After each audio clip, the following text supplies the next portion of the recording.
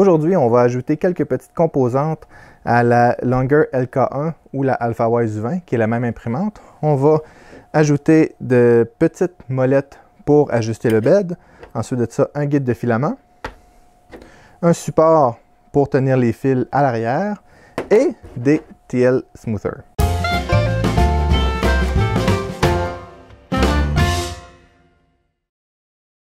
Bonjour et bienvenue dans le monde du Guaro Loco.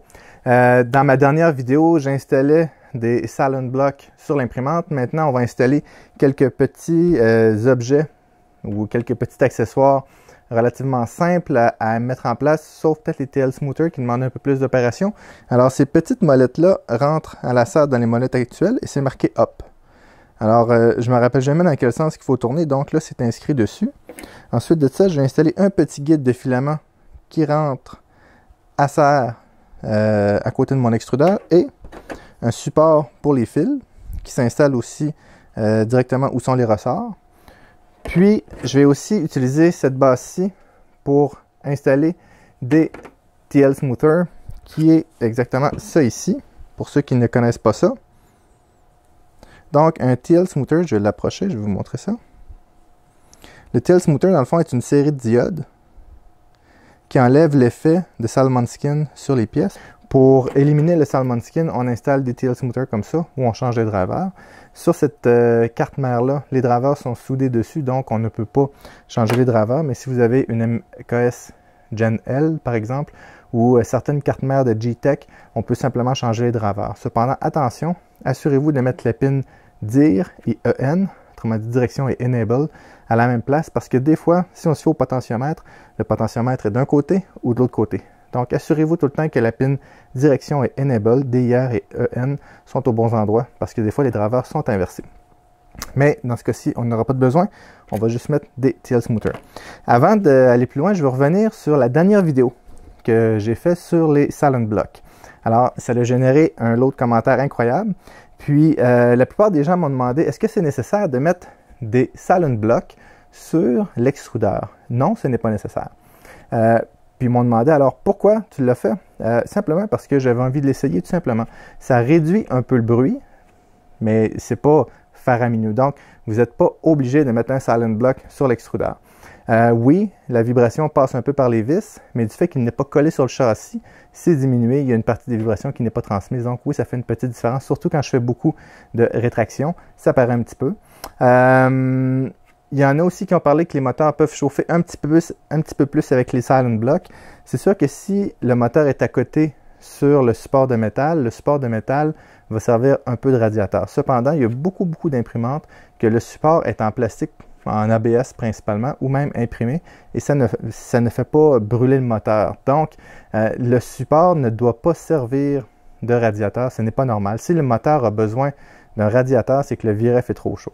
Si vous ne savez pas comment changer le VRF, puis vous trouvez que le moteur est trop chaud, en passant à un moteur trop chaud, on parle de 50-55 degrés Celsius et plus. Le moteur doit être chaud au toucher, mais pas brûlant.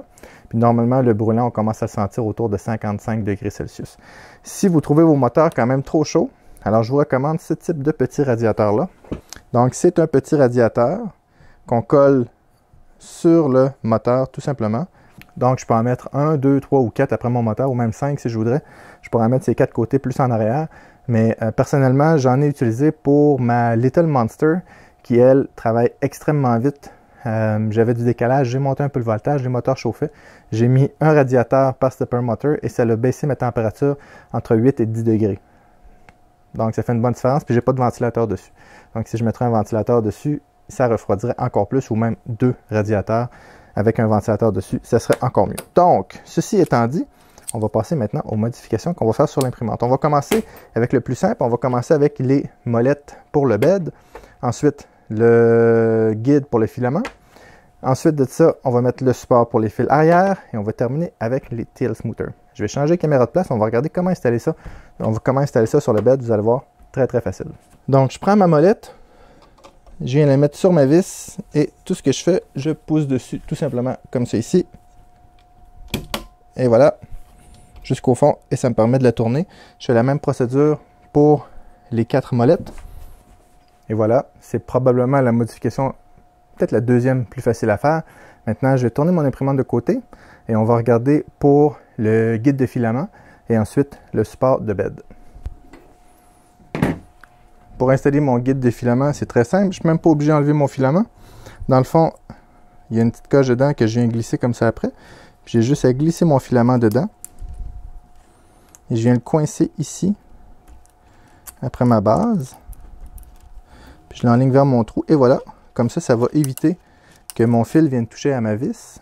Mon filament vienne toucher à ma vis ou qu'il rentre en angle, trop en angle, par rapport à mon détecteur de filament. Ou de l'user si j'ai un filament qui est abrasif.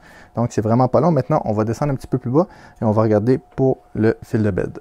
Donc, pour installer ça ici, alors, tout ce que j'ai à faire, c'est je dévisse le vis en dessous.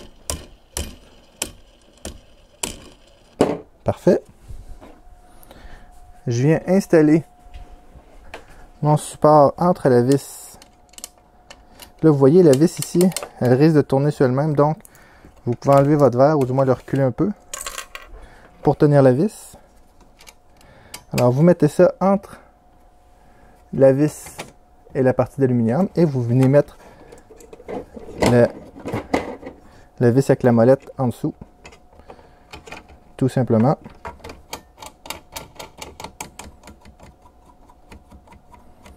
Alors, vous allez devoir reniveler votre bed. Et puis, vous avez juste à faire tenir les fils comme ça ici. Évidemment, après, ça va être plus difficile pour enlever le connecteur. Alors, je vais aller chercher une attache et je reviens. Alors, je vais glisser une attache dans les trous ici.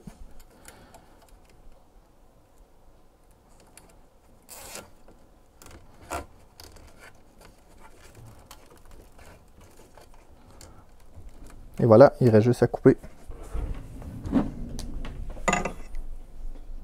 Parfait. Alors comme ça, c'est supporté. Il y a plusieurs modèles pour les supports de fil en arrière. J'en ai pris un court.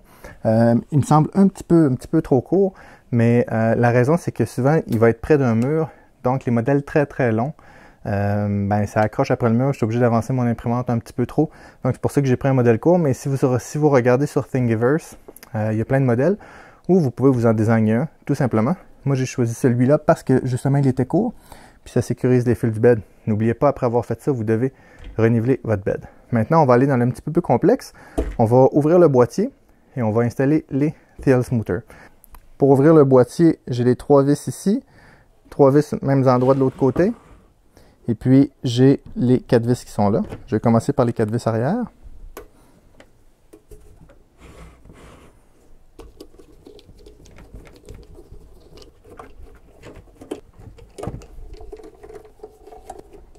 Donc, mon boîtier est prêt à ouvrir. Alors, tout ce que j'ai à faire, c'est de le séparer doucement.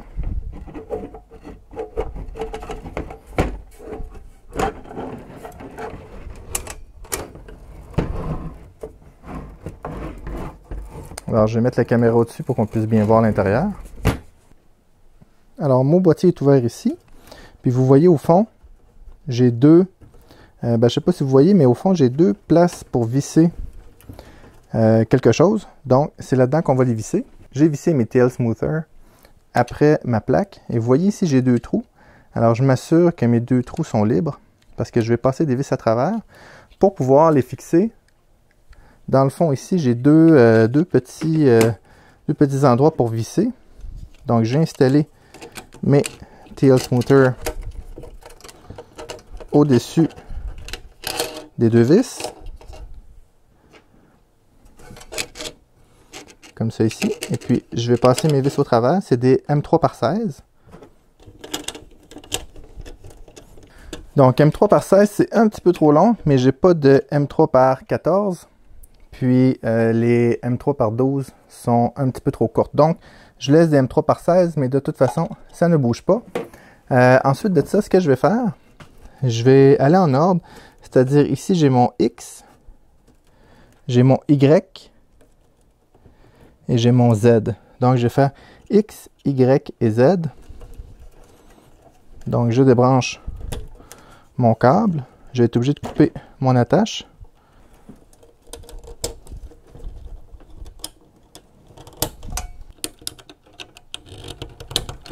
Donc maintenant, il faut juste mettre les petits fils. Assurez-vous, lorsque vous mettez les fils face à face comme ça ici, je vais vous le montrer comme ça ici, que les couleurs coïncident bien. Parce que j'ai déjà eu des fils où les fils étaient inversés. Alors, très important de s'assurer que tous les fils ont bien été mis. Parfait. Maintenant, je connecte mon câble ici à ma carte mère.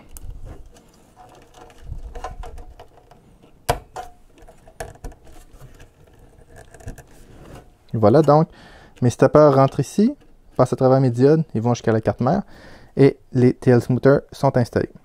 Maintenant, avant de refermer tout ça, je vais juste m'assurer que mes axes bougent bien. Donc, je vais juste tasser ma bobine de filament, je vais la partir et je vais regarder si tout bouge bien. Donc, je vais sur Move. Ensuite, je vais monter un peu mon Z. Parfait. Maintenant, mon X. Ça bouge et mon Z. Parfait. Maintenant, je peux refermer l'alimentation et débrancher. Il y a plusieurs personnes qui disent que les TL Smoother chauffent, donc ils ont besoin de refroidissement actif. Pour en avoir utilisé plein, j'ai pas besoin de refroidissement actif. Moi, j'ai jamais eu besoin de refroidissement actif, en tout cas. Quand je parle de refroidissement actif, c'est de mettre un ventilateur dessus. Ou lorsqu'on parle de refroidissement passif, c'est de mettre simplement un dissipateur de chaleur. Ce que je fais, ils ont beaucoup d'espace pour respirer. Donc, je vois pas de problème. Si je vois qu'ils chauffent trop, je vais les vérifier de temps en temps. Là. Tout simplement, je vais mettre un ventilateur ici dans la petite grille qu'il y a pour évacuer l'air chaud. Mais par expérience, je ne devrais pas avoir de problème avec ça. Donc, je vais visser les 10 vis pour fermer le boîtier. Puis, les TL Smoother vont être installés. Après, on va faire un test d'impression pour voir la différence si j'ai encore du salmon skin sur mon impression. Avant de partir à l'impression, je veux juste parler des questions qu'il pourrait avoir sur les TL Smoother. Est-ce que ça enlève de la puissance au moteur? Je n'ai pas trouvé, j'ai jamais eu de problème avec les imprimantes cartésiennes ni les Delta avec les TL Smoother. Est-ce que c'est essentiel? Non, ce n'est pas essentiel. On va avoir une belle qualité d'impression quand même sans les TL Smoother. Puis, c'est juste que je vais avoir du salmon skin, ce que je n'aime pas avoir sur mes impressions. C'est quoi les effets secondaires que je pourrais avoir avec les TL Smoother? C'est que si j'ai un TL Smoother qui brûle, alors j'ai un axe qui va arrêter de bouger. Comment diagnostiquer ça? Je le débranche, puis je le branche directement sur la carte mère. Est-ce que j'ai vu des imprimantes qui avaient des problèmes avec les TL Smoother? Moi, personnellement, j'en ai pas vu. J'ai essayé quelques cartes mères et j'ai jamais eu de problème avec les TL Smoother. Oui, c'est vrai que ça chauffe un petit peu, mais jamais au point où le PLA, par exemple, va fondre. J'ai fait le support en PLA. J'ai pas de problème à croire qu'il ne fondra pas, vu que j'ai déjà utilisé ça en masse. Si j'ai des doutes, alors ce que je pourrais faire, je pourrais mettre, dans le pire des cas, un dissipateur de chaleur collé sur mes TL Smoother, tout simplement, à la grandeur. J'ai rien qu'à le mesurer. Ou prendre les dissipateurs de chaleur, je vous ai montré tantôt, les couper en deux puis le coller dessus, tout simplement. Est-ce qu'il y a plusieurs modèles de TL Smoother? Oui. Il y en a à 4 diodes, les principaux, 4 diodes, 8 diodes. J'en ai installé à 4 diodes et j'ai eu des problèmes. Il y avait encore du salmon skin. J'ai même eu des imprimantes qui réagissaient bizarre avec les TL Smoother à 4 diodes. Depuis ce temps-là, je ne prends que ceux à 8 diodes. Donc, c'est pas mal ça. Maintenant, est-ce que ça consomme plus d'électricité? Probablement. Parce que ça chauffe. Donc, il y a une perte énergétique là. Est-ce que c'est beaucoup? Je ne pourrais pas le dire. Je n'ai pas fait la comparaison avant et après. Mais ça ne doit pas être beaucoup de watts. Donc, annuellement, ça doit être quelques sous de différence pour l'ensemble des impressions. Donc, c'est la modification. Maintenant, ce que je vais faire, je vais partir une impression et on va voir pour voir si on a encore du salmon skin. Je vais partir une petite impression. On voit le salmon skin principalement sur les surfaces rondes ou les surfaces planes. On va voir des lignes en diagonale. Donc, je vais partir une impression et on va regarder ça.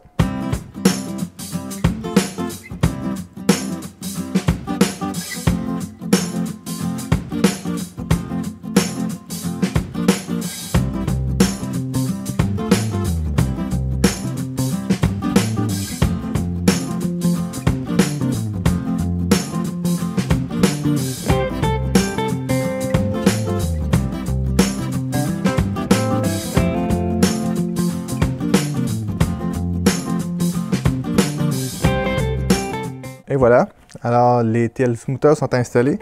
Alors ça fait vraiment une grosse différence. Lorsqu'on regarde, ça c'est un test en passant pour le salmon skin. Je vais mettre le lien du test dans les commentaires de la vidéo, dans les notes de la vidéo. On voit sur le dessus, la partie ronde, on voit clairement qu'il y a du Salmon Skin. Ça fait comme une cible à l'avant, tandis qu'avec les TL Smoother, on ne le voit plus. Et à l'arrière, on voit une série de lignes. Évidemment, le test a été fait pour faire ressortir le Salmon Skin, tandis que sur l'autre, on voit que la surface n'est pas parfaite, mais on ne pourrait pas dire que c'est du Salmon Skin. Évidemment, ce n'est pas aussi lisse qu'avec des TMC 2208, par exemple, ou toute la série des TMC. Cependant, la différence est quand même importante entre les deux. Donc, est-ce que je vous recommande de mettre des TL Smoother? Définitivement. Est-ce que c'est obligatoire? Pas du tout. Pas du tout, mais ça fait une plus belle qualité d'impression. Maintenant, j'ai regardé la température. Mes TL Smoother, tandis qu'ils fonctionnaient, sont à peu près à 52 degrés Celsius, ce qui est quand même acceptable. Ça dégage quand même pas mal de chaleur. Alors, j'ai pas envie de me mettre un autre fan parce que ça va faire du bruit, mais je vais regarder peut-être pour mettre des dissipateurs de chaleur sur mes TL Smoother. Malgré que toutes mes autres imprimantes ont des TL Smoother sans refroidissement actif ou même passif, puis ça va quand même bien, donc je vais voir. Si j'ai des problèmes, je vais mettre du refroidissement, mais pour l'instant, je ne crois pas que c'est nécessaire. Donc, aussi, à l'arrière, à cause du support de fil, je me suis aperçu que j'ai une molette qui était trop basse, qui venait frapper à l'arrière de ma structure. Donc, j'ai simplement reviré la molette de bord et je l'ai vissée à l'envers. Ça fonctionne parfaitement. Je vais vous montrer la photo. Donc, juste à la revirer de côté, j'ai revissé ma vis de bord à l'intérieur. Donc, de cette façon-là, ça règle le problème. J'ai eu une demande dans les commentaires d'installer un MOSFET pour cette imprimante-là, pour le bed. C'est-à-dire un MOSFET, c'est un type de relais. Dans le fond, ma carte mère, normalement, envoie l'alimentation à mon bed et puis tout passe par la carte mère, tandis que le MOSFET permet de, on va dire, contourner ça. C'est-à-dire, ce qui sort de ma carte mère, ça fait juste activer un type de relais. Et puis l'alimentation part directement du boîtier d'alimentation jusqu'à mon bed. Ce qui fait que ça ne passe pas par la carte mère, donc moins de risque de chauffage, d'usure prématurée de la carte mère et d'autres petits avantages de même. Puis aussi le refroidissement du MOSFET est un petit peu plus efficace. Donc, si vous aimeriez que j'installe un MOSFET sur l'imprimante, dites-le moi. Ça ne me dérange pas de le faire. J'en ai un ici en main. Ce serait facile d'installer. Ce n'est pas une modification nécessaire, mais il y a comme deux écoles de pensée. Certains disent que oui, c'est vraiment avantageux d'en mettre, d'autres que ce n'est pas nécessaire. Moi, je crois que ce n'est pas nécessaire, mais que ça peut être avantageux de le faire si on en a un. Ça coûte à peu près 5 $. Puis, ce n'est pas une grosse modification à faire, c'est juste quelques fils à brancher. Donc, si ça vous intéresse, laissez-le moi savoir dans les commentaires et je vais installer un MOSFET. S'il y a d'autres modifications que vous aimeriez que je fasse aussi sur l'imprimante, dites-le moi. Avant que tout le monde m'en parle, oui, je vais installer un Marlin dessus. Le Marlin 2.0, mais pas immédiatement. Je veux profiter un peu de l'imprimante comme elle est et lorsque je vais me sentir prêt, je vais mettre un Marlin 2.0 dessus. Mais pour l'instant, j'ai différentes impressions à faire, différents tests à faire avec personnellement pour pouvoir utiliser l'imprimante et pour pouvoir vous dire aussi à long terme si cette imprimante-là est fiable ou pas. Si je vois que dans un mois, elle va très très mal, ben, je vais vous le dire aussi. Mais pour l'instant, en bientôt 3 semaines, très très satisfait de l'imprimante. Juste pour votre information, des fois j'imprime du côté bleu, des fois j'imprime du côté vert, dépendamment de ce que je vais imprimer. Donc, c'est ça pour aujourd'hui. Qu'est-ce qu'on a fait aujourd'hui? On a installé les molettes, on a installé le guide de filament, on a installé le support pour les fils du bed à l'arrière et on a installé des TL Smoother. Donc, j'espère que vous avez aimé la vidéo. Si vous avez aimé ça, mettez un like. Abonnez-vous si vous n'êtes pas abonné. Cliquez sur la petite cloche pour être au courant des nouvelles sorties. Merci beaucoup et à bientôt.